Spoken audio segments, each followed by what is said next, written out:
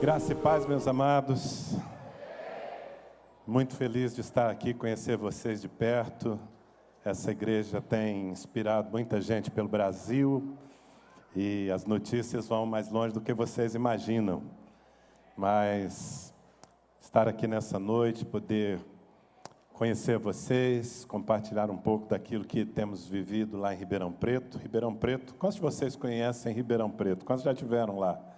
Tem muitos abençoados aqui que já passaram pela minha terra, né? Eu, na verdade, sou um baiano criado no Pará, mas que já está há quase 30 anos em Ribeirão Preto, para onde fui enviado para plantar essa igreja que vocês viram um pouquinho aí no vídeo. Nosso propósito aqui nessa noite é especialmente falar sobre as casas de paz, que são uma experiência que nós começamos em Ribeirão Preto há 5, 6 anos atrás e que já se espalhou pelo Brasil, por outras nações. Eu já até perdi o controle, aliás, eu nunca quis ter o controle. Mas o fato é que isso tem abençoado muitos ministérios e vocês certamente vão colher muitos frutos.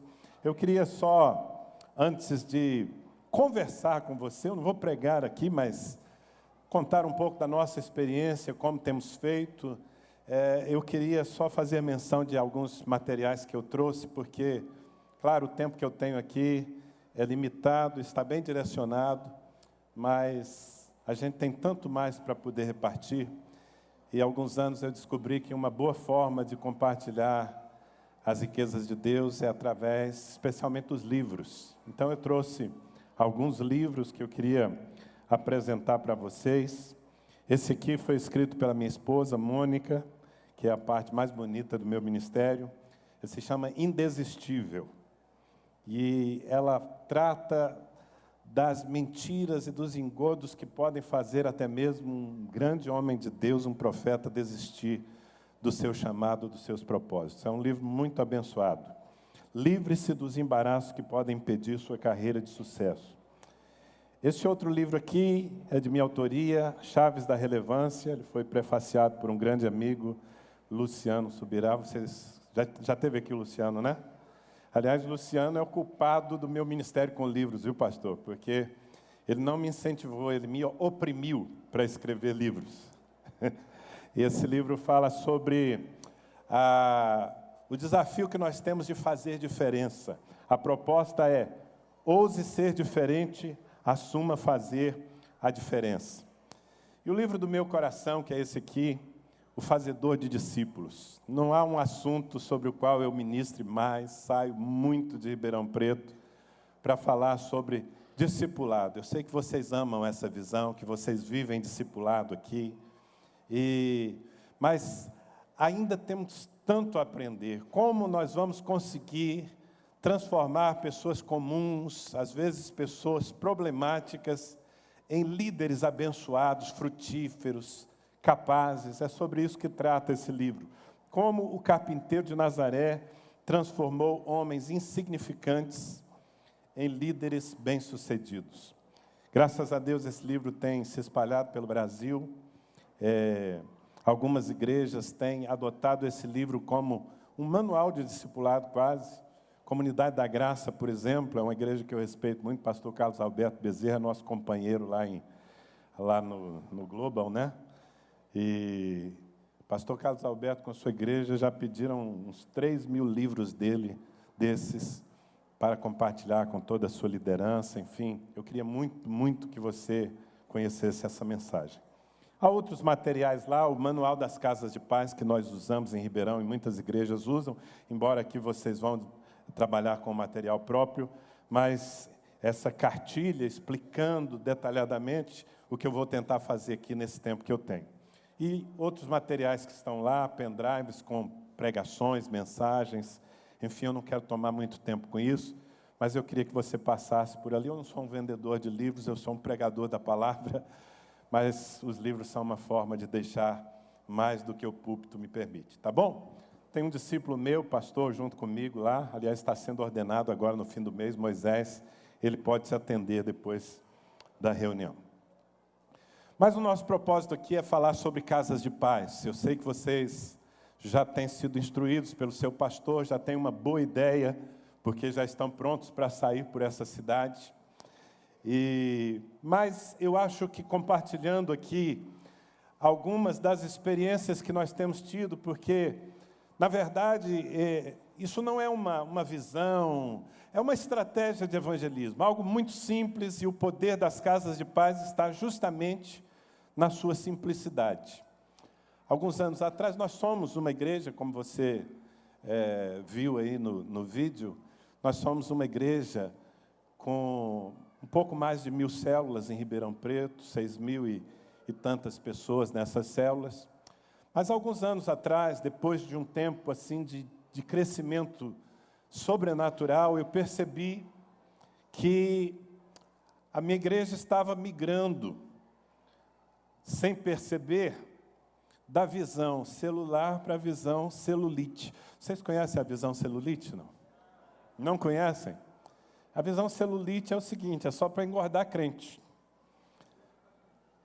A igreja deixa de se mover no sentido de ganhar o perdido, de conquistar a cidade, e ela passa a se divertir com ela mesma. As células passam a apenas cuidar de quem já está lá, e os crentes ficam gordos, fortes, bonitos, mas deixam de produzir. E eu percebi que a minha igreja estava fazendo essa migração da visão celular para a visão celulite.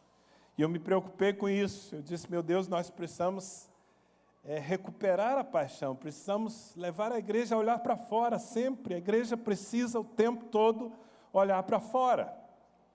E por que nós precisamos o tempo todo olhar para fora? Porque a nossa missão está lá fora. Você concorda comigo? Amados, vocês são uma linda igreja aqui. Vocês já são mais de 7.000 pessoas, pelo que o pastor Domingos estava me falando. Isso é tremendo. Precisamos dar graças a Deus por isso. Mas você não pode se sentir como parte de um povo bem-sucedido ainda. Eu tive uma experiência alguns anos atrás, foi muito forte. E eu quero falar sobre isso porque esse é o combustível do nosso movimento. Naquela ocasião, nós estávamos alcançando, pela primeira vez, porque depois fizemos mudanças na estrutura, mas nós estávamos alcançando a casa das 1.000 células pela primeira vez, alguns anos atrás. Depois nós mexemos na estrutura e essa contagem foi feita de uma forma diferente. E nós marcamos uma reunião, uma celebração com a igreja. Naquele momento, nós não cabíamos mais em nosso templo. Fomos para o ginásio de esportes da cidade.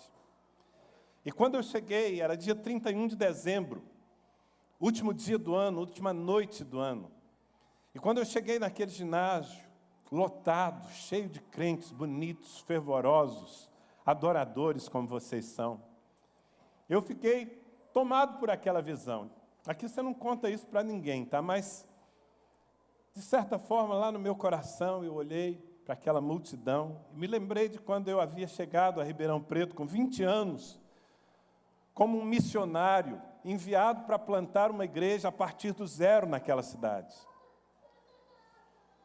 E ao olhar o que Deus tinha feito, um certo orgulho, assim, um sentimento de satisfação de quem diz assim, uau, olha o que Deus fez, que multidão tremenda, e Ele me usou para isso aqui, eu com os meus botões, né?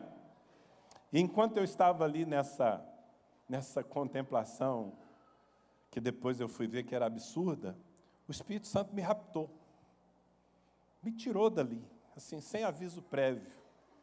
O Espírito Santo me fez dar uma volta naquela cidade de Ribeirão Preto, e eu vi, durante alguns minutos, na minha cidade, coisas que, por anos, eu não tinha prestado atenção. Enquanto o culto estava transcorrendo, eu estava percebendo coisas que estavam do lado de fora. Eu vi tanta miséria na minha cidade. Eu vi homens abandonados nas ruas, sem ter alguém, velhos, anciãos, sem ter com quem compartilhar aquela última noite do ano. Eu vi meninos cheirando cola na rua, eu vi bêbados entrando em casa, arrebentando as portas, ameaçando suas famílias, tanta desgraça, que quando a minha consciência voltou para aquele ginásio cheio de crentes abençoados, ao invés de orgulhoso como eu estava poucos minutos antes, eu estava chorando com muita vergonha de Deus, muita vergonha. Poucas vezes eu senti tanta vergonha de Deus quanto naquele dia. E por que a vergonha? Porque por alguns minutos eu me dei por um pastor bem-sucedido de ter naquela ocasião uma igreja com cerca de 4.000 pessoas, me esquecendo de que do lado de fora haviam mais de 500.000 pessoas perdidas. E a consciência de que eu não posso me dar por bem-sucedido enquanto houver um perdido lá fora, mudou muitas coisas na minha vida e no nosso ministério. Jesus se movia não por ambição. Eu acredito que a ambição seja um combustível muito poderoso. Há pastores se movendo por ambição, há líderes se movendo por ambição, há ministérios fazendo muito, movidos por ambição. Mas o combustível que o Senhor quer nos dar é o mesmo que movia Jesus. A Bíblia diz que Jesus, movido de compaixão, alimentava as multidões. Diga compaixão. Então, nós não podemos nos divertir com a bênção aqui dentro, nos esquecendo de quem está lá fora, alijado de tudo isso. Esse é o nosso motivo. E quando eu percebi que a minha igreja estava começando a perder isso, eu fui buscar a Deus. Eu disse, Senhor, eu preciso de algo que mova de volta a minha igreja para a sua missão. E foi quando Deus abriu os meus olhos para enxergar Lucas capítulo 10 sob uma ótica diferente da que eu sempre enxerguei. Lucas 10 é um texto muito conhecido. Eu já havia, claro, lido e pregado sobre ele tantas vezes, mas quando eu estava nessa busca, o Senhor me mostrou algumas coisas muito simples, óbvias, mas que eu nunca tinha percebido. O que acontece em Lucas capítulo 10? E é aí que nascem as casas de paz. Às vezes eu vou em algum lugar, pastor, e me apresento, olha, está conosco aqui o pastor Danilo, que é o criador das casas de paz. Eu já corrijo, eu não sou criador de nada. Quem inventou esse negócio foi Jesus. Está na Bíblia, eu só percebi. Porque o que Jesus fez em Lucas capítulo 10? Eu vou dar para você aqui aquilo que você já conhece, mas sob a minha ótica, e vai ajudar você. Em Lucas capítulo 10, Jesus chamou 70 novos convertidos. Eu quero enfatizar que eram 70 novos convertidos. Eram discípulos de Jesus, sim, novos convertidos. E por que eu digo que eles eram novos convertidos? Em primeiro lugar, porque na equipe de Jesus só tinha novo convertido. Você já parou para pensar que Jesus, no final do ministério dele, quando Jesus chegou ao final do seu ministério terreno, o crente mais maduro da igreja de Jesus tinha 3 anos de conversão? Então, Jesus só tinha novo convertido na turma dele. E aqueles 70, mais ainda, porque a Bíblia diz que eles foram cumprir a sua missão e quando voltaram possuídos de alegria, dizendo, Senhor, nós expulsamos demônios. Ou seja, até aquela ocasião, eles não haviam experimentado nem coisas básicas como expulsar demônios. Foi a primeira vez.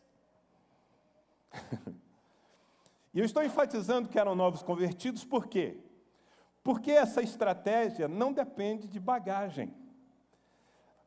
As casas de paz, elas são implementadas por pessoas que, claro, têm uma experiência com Deus. Precisam ser pessoas convertidas.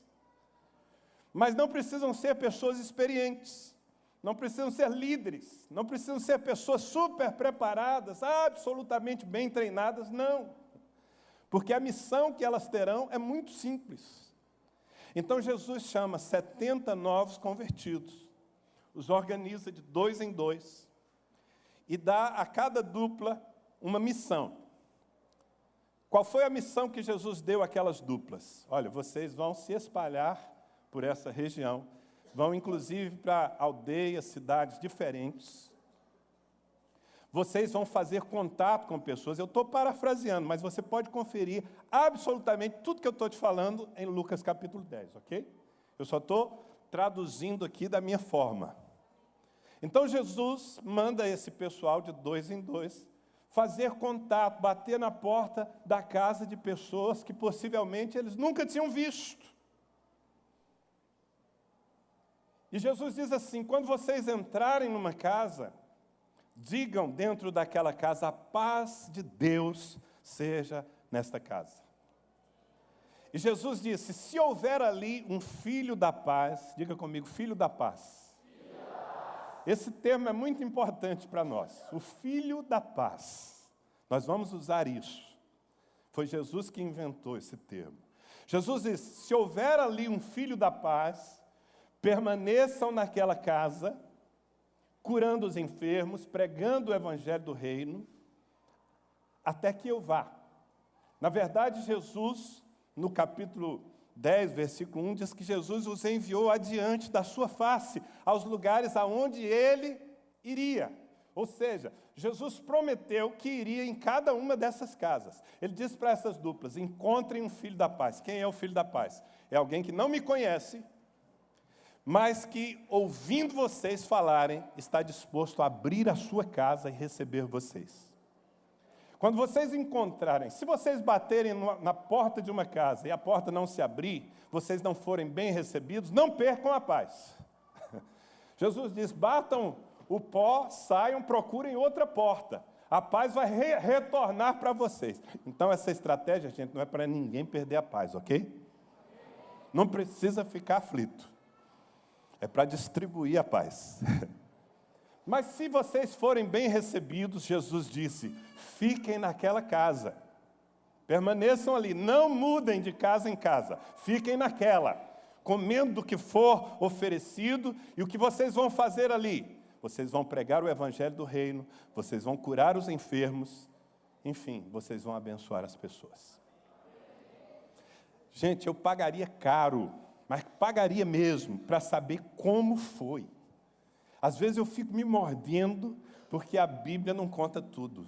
Você não é assim, não? Curioso? Quem é curioso aqui? Pois é. Eu queria que a Bíblia contasse como foi aquele tempo, mas não conta. Mas a Bíblia conta como voltaram os 70. Diz que voltaram os 70, todos, sem exceção, possuídos de alegria. Uau! Você já viu um crente possuído de alegria? Gente, eu tenho visto crente possuído de raiva, de inveja, mas um crente possuído de alegria é muito poderoso. E por que eles voltaram possuídos de alegria? Porque eles foram usados por Deus. Eles diziam: Senhor, até os demônios se submeteram a nós. E Jesus disse: não foi só isso, meus filhos. Na verdade, vocês estão aí felizes porque venceram demônios. Eu vi Satanás caindo do céu como um raio. Como quem diz assim: o prejuízo que vocês deram ao inferno foi muito maior do que vocês puderam perceber. Amém? Bom, quando eu li Lucas capítulo 10 com essa ótica, falei: pronto, vou fazer isso com a minha igreja. Vou enviar todo mundo, os novos convertidos, os adolescentes, os velhos, os líderes, todo mundo. Vou organizar todo mundo de 2 em 2 e vou desafiá-los a saírem pela cidade em busca de quem? Dos filhos da paz. Quem é o filho da paz? O filho da paz é alguém que não conhece Jesus, ou eventualmente alguém que já seguiu a Cristo, mas que o abandonou, está desviado. E nós vamos oferecer paz para as pessoas. E aquelas pessoas que abrirem a porta para nós vamos entrar nessa casa. E nós vamos permanecer nessa casa por um tempo. E nós determinamos, no nosso caso aqui, 7 semanas, a princípio. Porque, na verdade, nós não queremos ficar 7 semanas numa casa, nós queremos ficar para sempre. Mas nós propomos 7 semanas. E assim nós temos feito já há 6 anos. Todos os anos, uma vez por ano, a comunidade cristã de Ribeirão Preto se move na direção dos filhos da paz. Nós vamos fazer contato com pessoas e vamos descobrir quem são as pessoas que estão precisando de Deus e com o coração aberto. E aí nós entramos na casa delas e aí permanecemos. Nesse ano, agora há um mês e pouco, nós terminamos a nossa campanha desse ano. Foi o ano em que nós entramos no menor número de casas de paz. Parece que nosso pessoal estava, num momento que nem todo mundo se moveu como nos anos anteriores. Esse ano nós estabelecemos 1.315 casas de paz. Há 2 anos atrás, num só dia, nós entramos e permanecemos em 1.800 e tantas casas. Eu estou falando de casas de pessoas não convertidas. E não é que nós entramos para fazer um culto ali e depois saímos e deixamos um folheto. Não, nós entramos naquela casa e nós permanecemos por pelo menos 2 meses naquela casa, pregando o evangelho do reino e orando por milagres. E vendo milagres acontecer. Todos os anos fazemos isso. Se você perguntar, mas por que vocês só fazem uma vez por ano? Porque no nosso caso, de fato, toda a igreja entra, é muito intenso. E depois nós precisamos de tempo para fazer outras coisas no resto do ano. Consolidar essas pessoas, levá-las ao batismo, levá-las ao discipulado, levantar novos líderes. Então a igreja não vive só de ganhar pessoas. Ok? Eu estou conseguindo me expressar, você está entendendo? Muito bem. Como é que a gente se prepara para as casas de paz? Todos os nossos conceitos são inspirados por Jesus. Quando Jesus enviou 70, embora eles não fossem pessoas que necessitassem de um grande treinamento, Jesus advertiu sobre algumas coisas. Primeira delas, oração. Jesus disse, olha, eu estou enviando vocês como ovelhas para o meio de lobos. Não é para um piquenique, não é para um parque de diversões. Vocês vão entrar num território hostil. Porque quando você entra numa casa, você não entra numa casa desocupada. Tem um valente ali, dizendo, essa casa é minha. Então, nós não fazemos isso sem muita oração. Costumamos ter, no mínimo, 1 mês de oração com toda a igreja, pela cidade. Nesses últimos 2 anos, um grupo de intercessores da nossa igreja, Ribeirão Preto, tem um anel viário de 48 quilômetros. É uma pista que contorna a cidade e toda ela dá 48 quilômetros. Nós tivemos um grupo de intercessores que, por conta própria, resolveu dar 7 voltas na cidade orando pela colheita das casas de paz. É claro que eles não fizeram isso de uma vez. Então, a cada fim de semana, eles davam uma volta. Eram 11 horas de caminhada, orando pela cidade. E dizendo, Senhor, desata a salvação. Liberta a mente das pessoas. Leva-nos aos filhos da paz. Então, eu estou te contando isso porque eu acredito que o resultado final vai ser proporcional ao movimento de oração que a igreja faz. Amém, gente? Jesus disse, olha, a seara é muito grande. Foi nesse contexto que ele disse. É muito grande. Roguem ao Pai que envie trabalhadores. Tem que haver rogo. Então, essa é uma dica. Outra coisa que Jesus falou quando enviou 70 foi o seguinte, olha, se vocês encontrarem alguém pelo caminho, não cumprimentem. Sigam adiante. O que Jesus estava ensinando? O povo ser mal educado? Você acha que Jesus estava ensinando seus discípulos a serem mal educados? Não, né? Jesus estava falando sobre foco. Diga foco. Ou seja, agora vocês precisam se concentrar numa missão. Vocês vão encontrar um filho da paz e entrar na casa dele. Então não percam tempo com outras coisas. Põe o foco nisso. Porque se a igreja ficar distraída com um monte de coisa, ela não vai conseguir fazer a colheita no nível mais excelente. Então nós colocamos todo o nosso foco. No nosso caso, não será o caso de vocês aqui. E aqui eu abro um parêntese para dizer que quando eu conto a nossa experiência, é apenas uma experiência. Nós não criamos um modelo que tem que ser rigidamente seguido por ninguém. Ok? Então, Cada ministério entende como aquilo vai se adaptar melhor. No nosso caso, nos últimos anos, durante esse período, nós não suspendemos as nossas células, mas as reuniões de células passaram a ser só reuniões de supervisão.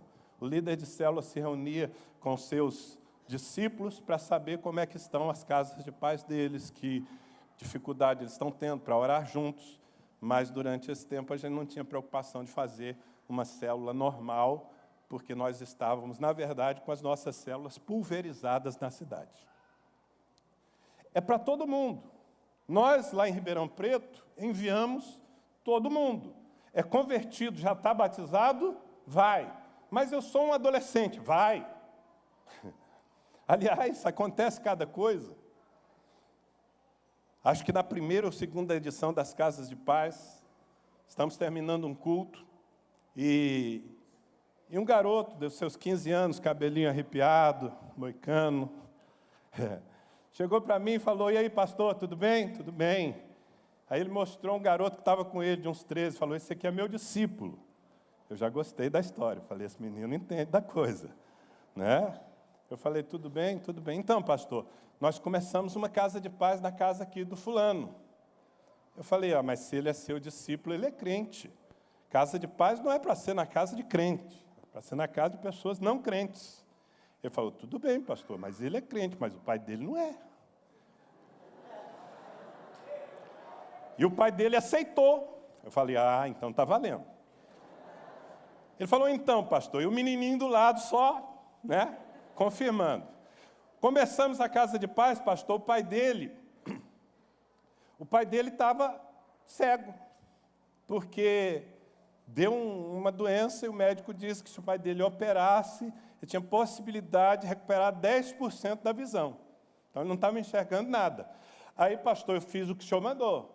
Eu cheguei lá, primeira reunião, peguei óleo e lambrequei no olho do pai dele. E orei. E o menininho só confirmando. Ele falou: e não aconteceu nada, pastor, na hora.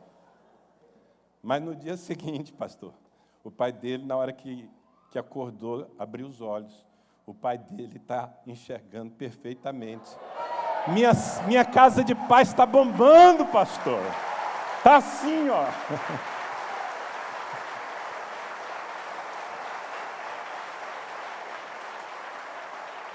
Então, isso é uma experiência entre muitas experiências de cura, de milagres. Por quê? Porque quando nós enviamos as pessoas, nós enviamos com uma autoridade. Quando os discípulos voltaram dizendo: Senhor, foi maravilhoso, Jesus diz: claro, eu vos dei autoridade. Então é muito importante que as pessoas sejam enviadas, que as duplas sejam enviadas debaixo de autoridade. Nós fazemos um culto antes e enviamos, ungimos os líderes, ungimos as duplas, todo mundo.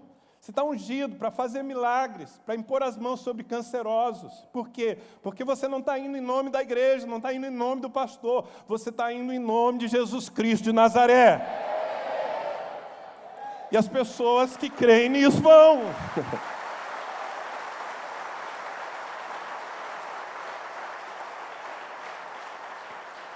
E como a igreja, tanto antes quanto durante aquele período, no nosso caso, 7 semanas, como a igreja está em forte esquema de oração, os milagres acontecem. Amém?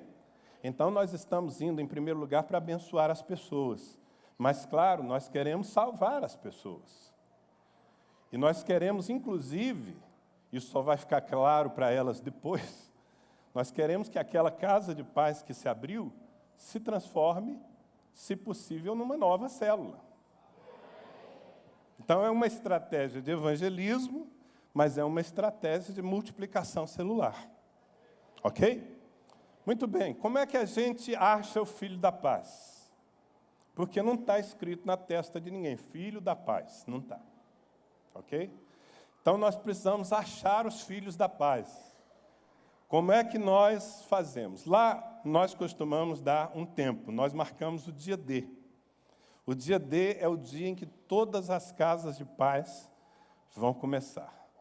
Essa é a nossa experiência. E nós temos uma facilidade, porque nós temos um programa na TV, que vai para 80 cidades da região.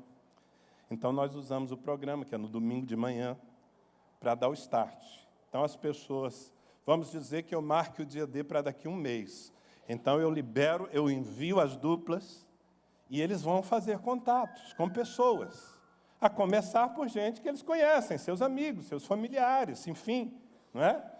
Mas vão fazer contatos com pessoas que eles não conhecem também. Por exemplo, uma boa forma de encontrar um filho da paz é a seguinte: está todo mundo ligado nisso, né? Então, naquele período que antecede o começo da campanha, as pessoas estão buscando um filho da paz. Ela já sai de casa, né, de manhã para o seu trabalho, mas pensando, não, Deus vai me dar uma oportunidade de conhecer alguém hoje, ou de contactar alguém que tem o coração aberto, que precisa de Jesus. E uma boa forma é o seguinte: abordar uma pessoa, vamos dizer que você para num posto de gasolina, o frentista está ali abastecendo o seu carro, ou o gerente do posto está dando sopa, e você começa a conversar com ele, e chega num ponto que você diz assim: vem cá, tem alguma coisa roubando a sua paz?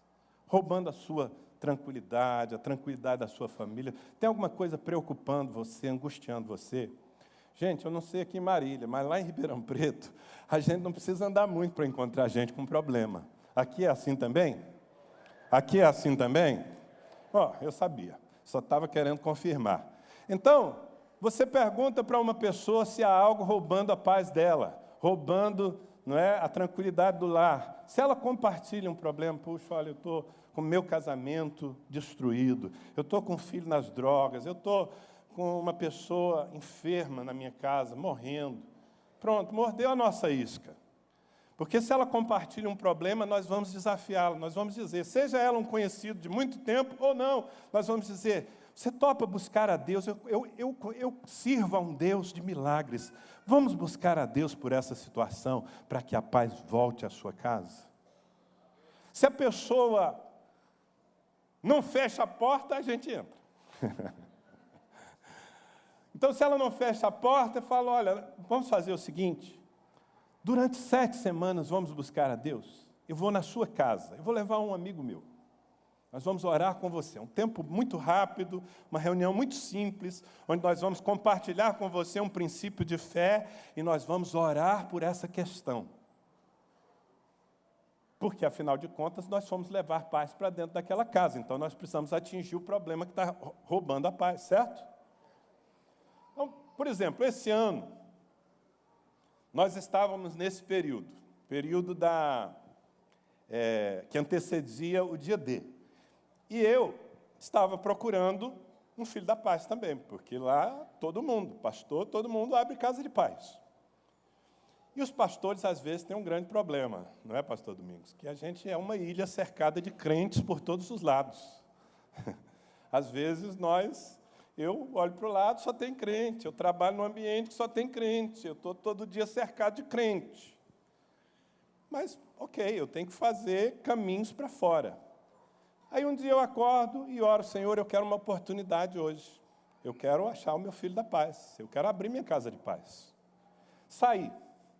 Fui fazer as minhas atividades. E entrei numa ótica para mandar fazer as lentes desse óculos aqui. Entrei na ótica, uma moça me atendeu. Começamos a conversar. Eu percebi que ela era muito ansiosa. Começamos a conversar, ela começou a abrir o seu coração ali, a vendedora da ótica. E dizer que ela faz um tratamento psiquiátrico, porque ela é muito ansiosa e tal. Pronto, me deu a oportunidade. Eu falei: querida, você precisa conhecer Jesus. Você precisa de paz, você não vai ser psicólogo, tudo bem, você pode fazer o tratamento, ajuda, mas você precisa de uma experiência com Jesus. Você já ouviu falar de casas de paz? Ela: não. Quando eu falei casas de paz, as outras 2 moças vendedoras já encostaram. O que é isso? Falei: vem cá que eu vou falar. Bom, para resumir, eu saí daquela ótica com meu óculos novo e com uma casa de paz aberta, com as funcionárias da ótica. E essa casa de paz, então, transcorreu durante esses últimos meses, não é? E nós abrimos dessa casa de paz 2 células. Uma de rapazes, que eram os namorados das meninas que estavam lá na ótica, e com elas. Então, abrimos uma célula de rapazes e uma célula de moças, que eu entreguei para minha filha e para o meu genro cuidar, já estão consolidando esse pessoal aí. Notou como se faz? Quer dizer, nós estamos buscando o Filho da Paz, então vamos estabelecer um contato e vamos propor, abre a sua casa, vamos buscar a Deus. Deus é um Deus de milagres. Se uma pessoa abre a sua casa, pronto. Aí nós combinamos, vamos começar tal dia. Como lá nós marcamos o dia para todas as casas de paz começarem, então todas começam no mesmo dia. Vocês estão entendendo? E nós usamos o nosso programa de televisão. Isso é só um detalhe, nós temos essa facilidade. Porque pela televisão, na primeira reunião da Casa de Paz, eu prego em todas as casas de paz. Preparamos um programa especial para isso. E depois, cada casa de paz vai seguir a sequência das 7 semanas, de acordo com a conveniência, o dia, a hora, e depende dos filhos da paz e dos semeadores. Nós chamamos essa dupla de semeadores da paz. Ok? Então, fazemos as 7 semanas. Eu não sei como o pastor Domingos vai trabalhar isso, não tivemos o tempo para conversar detalhadamente, mas nesse material que nós usamos e que muitas igrejas usam, eu preparei 7 ministrações. São 7 palavras muito simples, que qualquer novo convertido, que um adolescente pode compartilhar. Mas são simples, mas não são aleatórias. Elas estão organizadas de uma maneira muito inteligente. E essa inteligência é do Espírito Santo. Não é minha, não. Por quê? Porque na primeira reunião da Casa de Paz, cada ministração dessa, das 7, é baseada num episódio bíblico em que nós estudamos o que aconteceu numa casa quando Jesus entrou naquela casa. Ou quando alguém enviado por Deus entrou numa casa e o que aconteceu ali. E estrategicamente, irmãos, nós começamos com a experiência de Cornélio, que está em Atos capítulo 10. Quem era Cornélio? Cornélio era um cara religioso, gente boa, que dava esmolas, que fazia orações, mas que estava perdido, porque não conhecia Jesus. E Pedro, com alguns irmãos, foi à casa de Cornélio. Quem conhece a história de Cornélio aqui? Quem conhece? Ok. Pedro foi à casa de Cornélio e para pregar o evangelho ali. Mas quando Pedro chegou na casa de Cornélio, ele não encontrou só Cornélio. Porque Cornélio tinha reunido os seus amigos e os seus familiares. Então a casa estava cheia. E a colheita foi grande ali.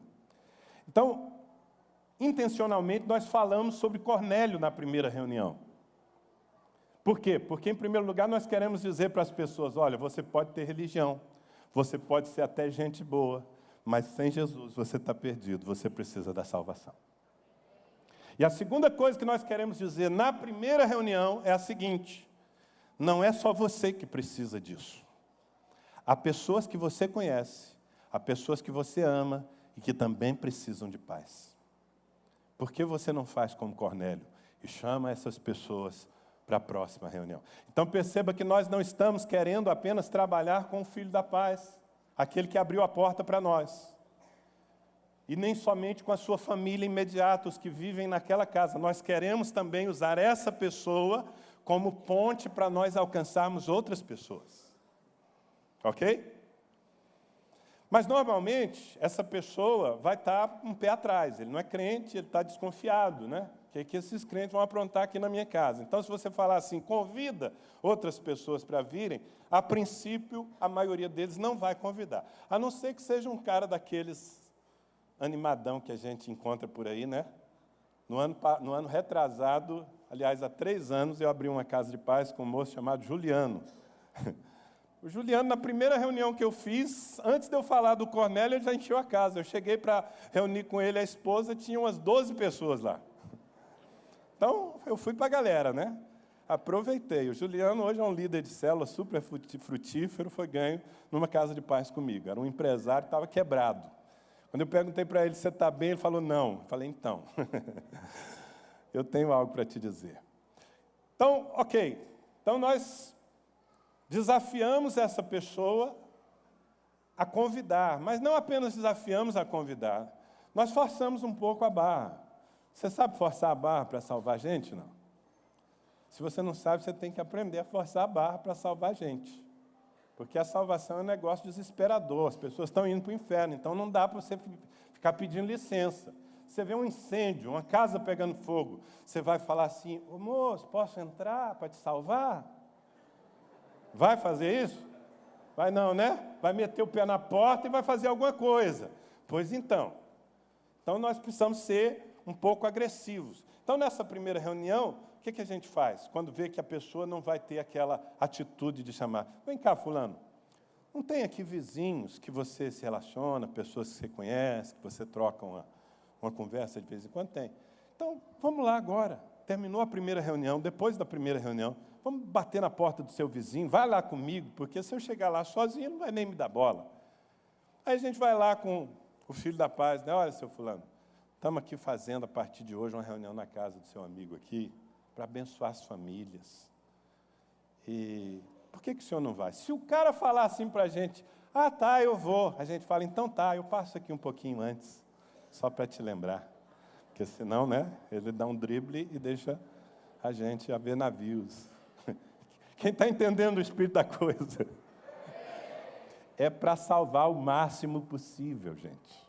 Muito bem. Então vamos 7 semanas. Primeira reunião, usamos lá Cornélio. Na segunda reunião a gente fala sobre Zaqueu. Quem era Zaqueu? Zaqueu já não era tão gente boa assim, né? Zaqueu era um publicano, malandrão. Mas quando Jesus entrou na casa dele, o que aconteceu? Conversão. Zaqueu mudou de vida, Zaqueu se arrependeu. Zaqueu disse: Senhor, eu tenho defraudado tantas pessoas, eu preciso restituir. Então, na segunda reunião, nós estamos falando sobre conversão, mudança de vida, arrependimento de pecados. Então, percebe, não é a nossa proposta enganar as pessoas, nós queremos pregar o que Jesus mandou pregar, o evangelho do reino. O que é o evangelho do reino? É o evangelho do governo de Deus sobre a vida das pessoas. E assim vamos, semana após semana, ministrando a cada semana. A reunião deve ser uma reunião curta, como uma reunião de célula, normalmente. Uma reunião que não passe de 1 hora, no máximo 1 hora. Uma reunião onde você não vai botar o cara lá sentado, pegar um microfone, vestir uma gravatinha, nada disso. É uma reunião de interação, né? Onde você vai compartilhar aqueles princípios com aquelas pessoas e vai ter um tempo de oração por elas a cada semana. Por aqueles problemas. Tem uma pessoa com câncer naquela casa, ora, impõe as mãos, semana após semana, impõe as mãos e ora. Profetiza sobre essa pessoa. E assim nós vamos fazer durante as 7 semanas. O que vai acontecendo com o processo é que muitas pessoas vão se convertendo, outras não. Mas todas têm a oportunidade da salvação. Um detalhe: os nossos cultos durante aqueles 2 meses, são 2 meses, né? 7 semanas, na verdade são 8 semanas, porque tem o dia D e depois mais 7 semanas. No nosso caso, vocês vão fazer aqui de uma forma diferente. Mas durante o período das casas de paz, como eu falei, nós colocamos o foco nisso. Então, as nossas reuniões gerais da igreja, em todos os nossos cultos durante aquele período, nós temos o momento dos filhos da paz. Então, normalmente, antes do pastor pregar, depois do louvor, vai alguém lá na frente, ou mesmo o pastor, e fala assim: vem cá, gente, tem alguém aqui que é um filho da paz, que abriu a sua casa para nós, ou que está frequentando uma casa de paz e que nunca esteve aqui nessa igreja? Aí é festa, meu irmão, porque nesse período os cultos estão cheios, todos os cultos estão cheios de visitantes. Por quê? Porque os semeadores da paz lá na casa de paz estão, desde a primeira reunião, também trabalhando para que aquelas pessoas venham a um culto da igreja. Para que elas percebam o ambiente da igreja, para que elas percebam que não são só 2 pessoas que estão orando por elas, mas que tem uma multidão orando por elas. Isso é impactante para elas. Então, nesse momento, eu chamo os filhos da paz: vem aqui para frente. E é um momento de muita alegria, porque sempre tem muita gente pela primeira vez. E aí vem o semeador da paz, vem junto com o filho da paz, com aquele sorriso 2 por 2. Por quê? Porque ele está feliz, ele está sendo usado por Deus. e aí nós temos um momento de oração por eles, consagramos aquelas casas. Nós usamos um símbolo, nós não exploramos nenhuma forma de supersticiosidade. Nós usamos eu não sei se a gente trouxe ali, se o Moisés trouxe, um chaveiro com 7 chaves. E as chaves são uma forma didática de que as pessoas guardem o que foi ministrado. Então, em cada chave está escrito o tema da ministração daquela semana e o texto bíblico principal. Então, a cada semana nós pegamos, os líderes ali, os semeadores da paz, pegam aquela chave e dá para o filho da paz para ele botar no chaveiro. Então, ele vai botando no chaveiro até completar 7 chaves. É uma forma também de incentivar a pessoa a ir até o fim, a não falhar, não perder o ciclo. Não são coisas fundamentais, mas são coisas que motivam as pessoas. Ok? E essa recepção na igreja é sempre muito importante. Quando vai chegando já lá pela 5ª semana, 6ª semana, nós já estamos começando a falar do encontro para essa pessoa. Vocês fazem um encontro aqui, faz parte da consolidação dos novos convertidos. Lá também nós já fizemos no ano, 2 ou 3 anos atrás, eu já me confundo, nós fizemos um encontro com quase 600 novos convertidos. Só um encontro, primeiro encontro. Já pensou? E assim estamos fazendo agora, Já fizemos, depois dessa rodada, já fizemos 2 encontros, vamos ter outro daqui a 3 semanas, e vamos fazendo encontros até todo mundo que foi ganho participar do encontro. Quando termina as 7 semanas, essas pessoas estão absolutamente evangelizadas. Muitos milagres aconteceram. E aí nós vamos puxar a rede. O que é puxar a rede? É saber quem se converteu, quem está afim. Não é?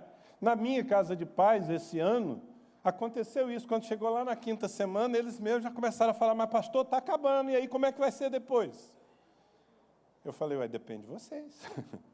Se vocês querem continuar, vamos continuar. Não, nós queremos continuar. Então tá combinado, vamos continuar. Isso aqui vai ser uma casa de paz perene. Na verdade, virou 2 células. Então, é assim que a gente faz. Quando termina, nós vamos fazer os encontros para levar todo esse pessoal. Normalmente, nós fazemos uma grande celebração dos Filhos da Paz, para trazer todo mundo, para um culto especial. Às vezes, a gente faz esse culto em praça pública, porque quando vem todo mundo não cabe, nem a nossa igreja cabe no nosso tempo. Nós temos um auditório com 3.000 cadeiras, mas não cabe nem a igreja. Então, às vezes, nós vamos para a praça. Temos uma praça lá perto e fazemos a céu aberto. E assim nós temos feito a cada ano uma colheita tremenda, temos deixado a semente plantada no coração de muita gente também, que não se converte agora, mas que... Nessa casa de paz que eu fiz esse ano, uma das moças, que era vendedora na ótica, ela tinha feito a casa de paz 2 anos atrás. E ela não se converteu. Ela se converteu agora. Ela quis fazer de novo, porque foi bom, mas ela não se converteu lá atrás. Enfim, meus irmãos, esse é o aspecto geral. É assim que nós temos feito, é assim que a maioria das igrejas que eu tenho acompanhado centenas de igrejas que estão fazendo isso. E tem sido não apenas uma forma de nós ganharmos vida, mas tem sido uma forma tremenda de gerar novos líderes. Porque, por exemplo, vamos imaginar, uma casa de paz foi dirigida por 2 pessoas novas convertidas que não fizeram a nossa escola de crescimento, que é a escola de líderes. Nós temos uma escola de preparação de líderes. Mas vamos dizer que 2 pessoas estabeleceram uma casa de paz e elas não fizeram o treinamento. E a casa de paz delas vingou, as pessoas se converteram, estão querendo continuar. O que nós fazemos? Nós dizemos, olha, você tem aí uma célula embrião. Se você quiser dar sequência nessa célula, você tem que agora, imediatamente, entrar na escola de crescimento. E aí você vai continuar dirigindo essa célula, claro, sob supervisão, enquanto você faz o treinamento. Se você não entrar imediatamente, você não está treinado para ser um líder de célula. Então, o que nós vamos fazer? Nós vamos te manter aqui, porque essas pessoas estão vinculadas a você, mas nós vamos trazer um líder que já foi treinado e botar para assumir essa célula. Como a maioria dessas pessoas não está querendo entregar o osso, porque elas estão amando ser usadas por Deus, o que elas fazem? Elas entram na escola de crescimento, coisa que antes elas não estavam interessadas em fazer. Não é? E nós sempre programamos o começo de novas escolas de crescimento logo depois da campanha das Casas de Paz, para que esses líderes sejam treinados e deem sequência ao processo. Ok? Pastor, seria interessante abrir para alguma pergunta, tá bom assim? Deu para entender, irmãos? Isso é como nós fazemos, né? Seu pastor estudou, se inspirou, não é? Desenvolveu o seu próprio material, está orientando vocês com alguns detalhes, a essência é a mesma, espero que tenha contribuído, mas, enfim, com alguns detalhes que se encaixam mais na realidade de vocês. Eu oro para que seja uma grande colheita. Eu não sugiro que você chegue na sua célula e diga assim, pessoal, quem quer fazer parte? Porque alguns pastores queimam o cartucho por causa disso.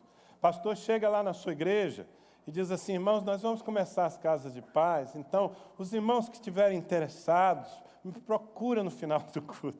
Ele vai ficar com 5 gatos pingados fazendo. O que nós aconselhamos é desafia todo mundo. Chega na tua célula, organiza todo mundo de 2 em 2 e fala assim, a tua missão é nos próximos dias encontrar um filho da paz e abrir uma casa de paz. Se você me perguntar, lá em Ribeirão Preto, todo mundo faz? Não. A maioria faz. Alguns não fazem. Alguns são devagar. Alguns estão passando por um problema, estão doentes naquele momento, sem gás para fazer. Então, nós não deixamos essas pessoas dispersas. Um detalhe importante, pastor. Quando nós enviamos, nós não deixamos aqueles... Porque nós enviamos os batizados. Nós sempre temos muita gente na nossa igreja que ainda não é batizado, está em processo de consolidação. E aí, esse pessoal fica esquecido durante 2 meses? Não. Nós pegamos aquele que não é batizado e enviamos de contrapeso com uma dupla. Você vai acompanhar o teu líder na casa de paz dele, você vai acompanhar isso aqui para você também estar contribuindo. Nós só não damos a ele a responsabilidade de dirigir uma casa de paz, de ministrar. Por quê? Porque ele ainda não é nem batizado, então ele não está minimamente consolidado. Amém, queridos? Eu oro para que Deus realmente use vocês, que eu possa ouvir notícias de que aqui em Marília vocês arrebentaram a boca do balão, de que aqui vocês estão abrindo muito mais casas de paz do que nós lá em Ribeirão Preto.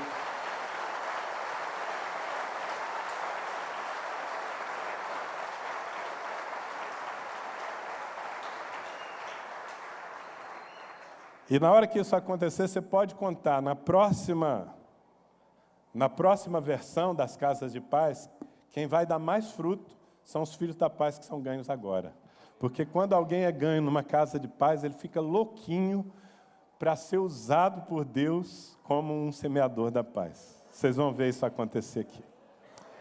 Que Deus abençoe você. Eu espero voltar aqui em uma outra ocasião para falar sobre discipulado. A gente vai combinar aí, não é? Vamos combinar sobre isso. Mas, assim, por favor, mete a cara. Fala para o seu vizinho aí, mete a cara, meu irmão. Mete a cara. Amém? Porque vocês vão fazer a colheita mais sobrenatural que vocês já experimentaram até hoje. Eu creio de todo o meu coração. Deus abençoe.